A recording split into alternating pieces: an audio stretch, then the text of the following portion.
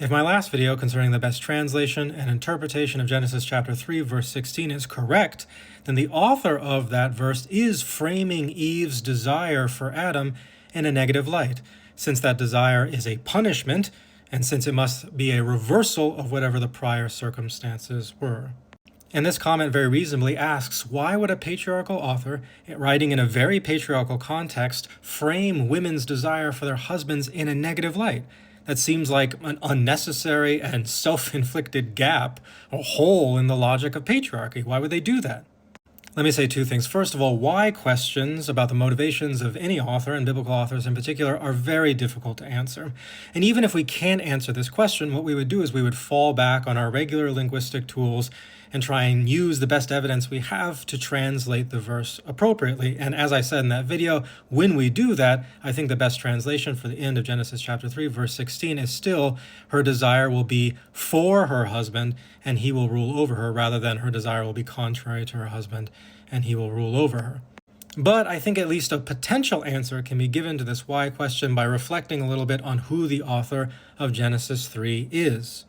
According to both the documentary and neo-documentary hypothesis, the author of Genesis chapter 3 is J, and J is also the author of Genesis 19, the story of Sodom and Gomorrah, and Genesis 34, the story of the rape of Dinah, and Genesis 38, the story of Tamar's seduction of her father-in-law, Judah. All of these stories have in common that they are stories of the sexual exploitation of women at the hands of men, usually men who are very close to them. Jay has a unique and persistent vested interest in using narrative to explore and shine a spotlight on stories like this. No other Pentateuchal author tells stories quite like this. Hardly any other biblical author cares about stories like this.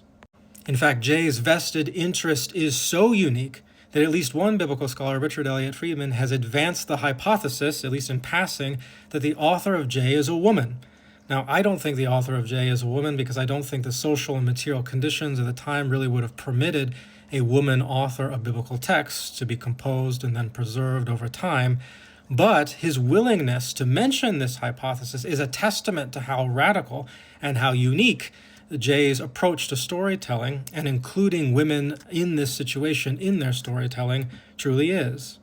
Whatever the case might be, Jay has a peculiar sensitivity to stories like this. Of all the biblical authors, I think Jay would be the most likely to frame women's desire for men in a negative light. Now, Jay is still a very patriarchal author, writing in a very patriarchal context, but occasionally, and often for reasons we can't quite understand, biblical authors are capable of expressing sympathies that defy the patriarchal context that they inhabit. And I think that's what's happening here in Genesis chapter 3, verse 16.